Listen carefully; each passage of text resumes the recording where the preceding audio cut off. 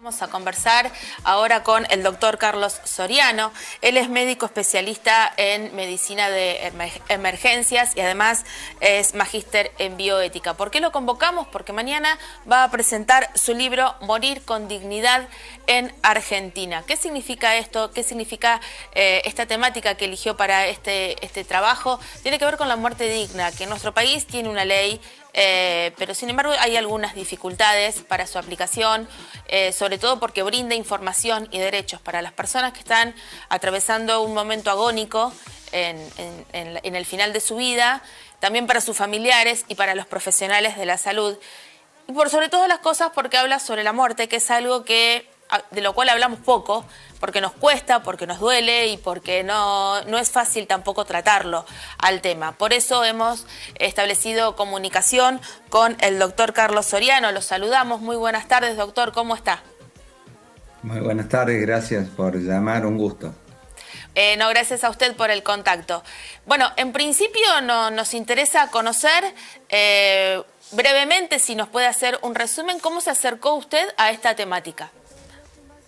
Bueno, yo tengo un antecedente de 40 años de terapia intensiva, o sea, en hospitales de alta complejidad, como el hospital de urgencia, donde se atienden politraumatizados, gente que entra muy grave, habitualmente gente joven, accidentada, y nosotros durante el tiempo que hemos estado veíamos que algunos podíamos salvar y otros lamentablemente tenían una agonía muy penosa, muy larga.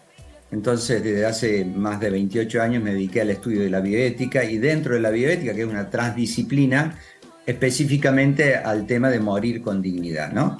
¿Qué significa morir con dignidad? Bueno, ya muy bien lo has adelantado, desde el 2012 en Argentina hay una ley que permite, dice más o menos así, la 26.742, todo paciente tiene derecho a aceptar o rechazar cualquier terapia física o biológica con o sin manifestación de causa, inclusive aquellos tratamientos de hidratación o nutrición cuando los mismos prolongasen una situación de enfermedad irreversible, incurable o de grave sufrimiento, ya sea físico o psíquico para el paciente. Esta ley que es tan clara, que está refrendada en el Código Civil, en el nuevo Código Civil del 2015, sin embargo es desconocida. Nosotros hemos hecho muchos estudios que indican que la mayoría de los profesionales de salud y casi la totalidad de las personas ignoran que existe esta ley. Entonces, cuando uno tiene un derecho e ignora que tiene ese derecho, es muy difícil que lo pueda cumplir. Primero porque no tenemos muy bien en claro, cuando preguntamos a los alumnos quién determina la dignidad del ser humano, rápidamente contestan el mismo ser humano. Esto, en las cercanías de la muerte, esto que es tan fácil de responder, no pasa. ¿Por qué?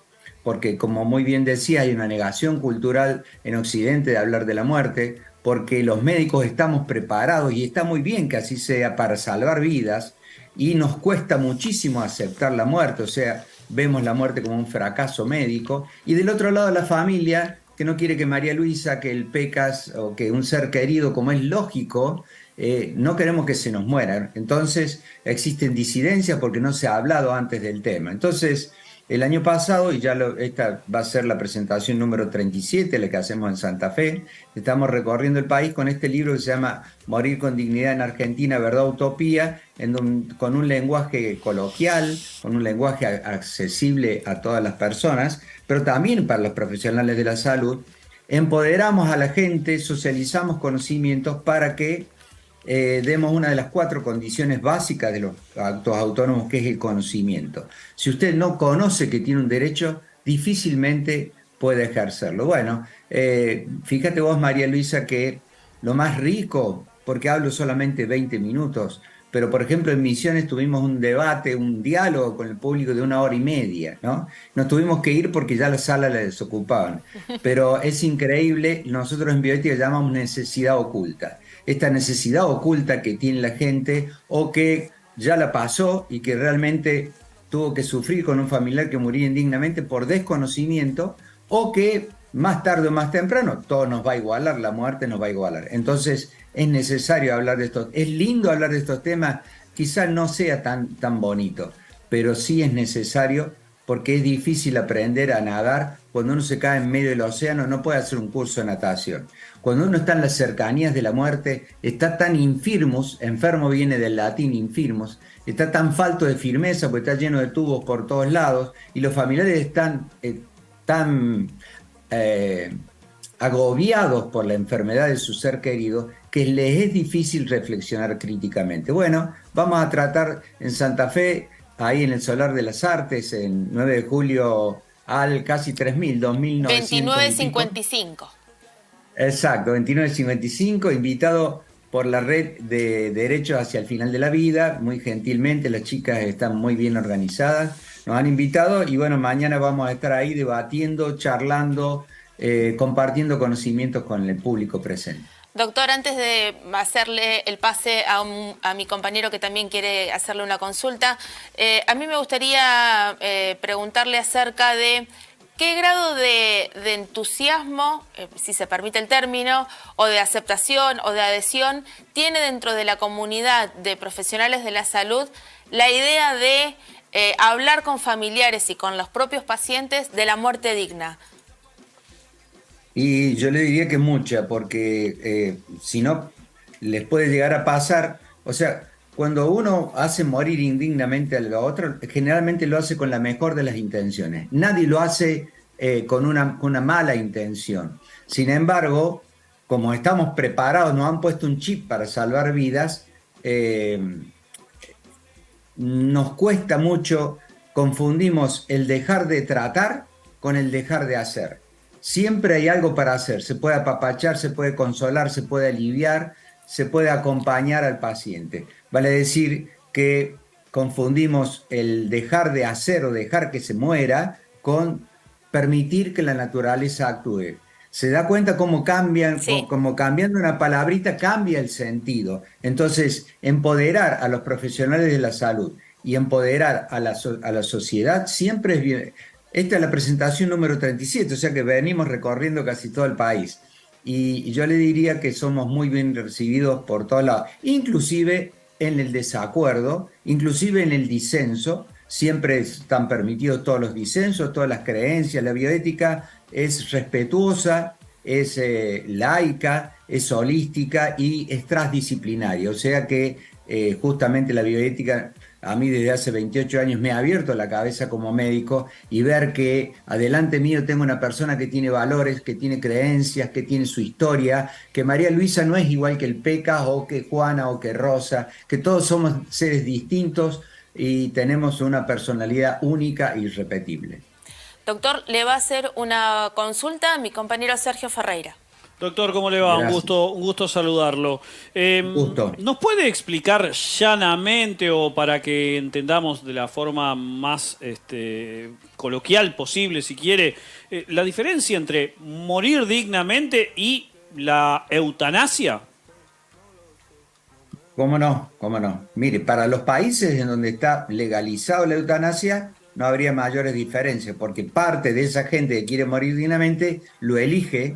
La eutanasia es la finalización intencional de la vida de un paciente por parte del médico a pedido del paciente, solamente del paciente, no puede actuar un tercero. En la muerte digna es el retiro del soporte vital a pedido o del paciente o si el paciente estuviera en coma, lo dice el Código Civil muy claro, lo puede pedir un familiar, inclusive hasta un allegado.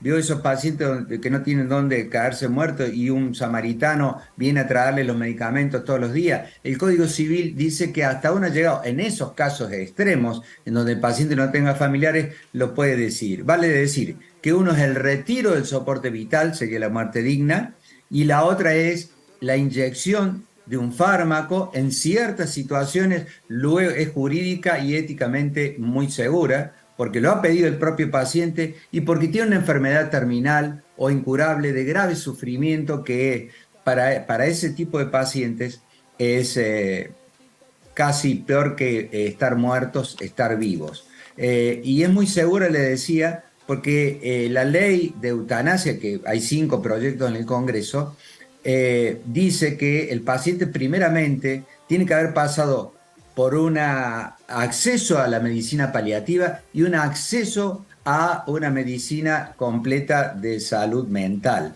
Por lo tanto, no puede venir cualquier persona que se deprima momentáneamente a pedir la eutanasia, ¿no? Bueno, estos 5 proyectos están desde el 2021, probablemente como es fecha electoral se trata en el 2024. Yo soy autor de uno, he colaborado con uno de ellos y seguramente van a ser tratados. No sé si fui claro en la explicación. Sí, sí, sí, perfectamente. Colombia en Latinoamérica es el único país que tiene eutanasia, Exacto. ¿no? Exacto, del 2015, y en el mundo está Canadá, algunos estados de Estados Unidos, Suiza tiene permitido el suicidio asistido, los Países Bajos, Luxemburgo, Bélgica España no y tenía faltando últimamente. España. ¿Cómo? España no tenía, eso le iba a consultar.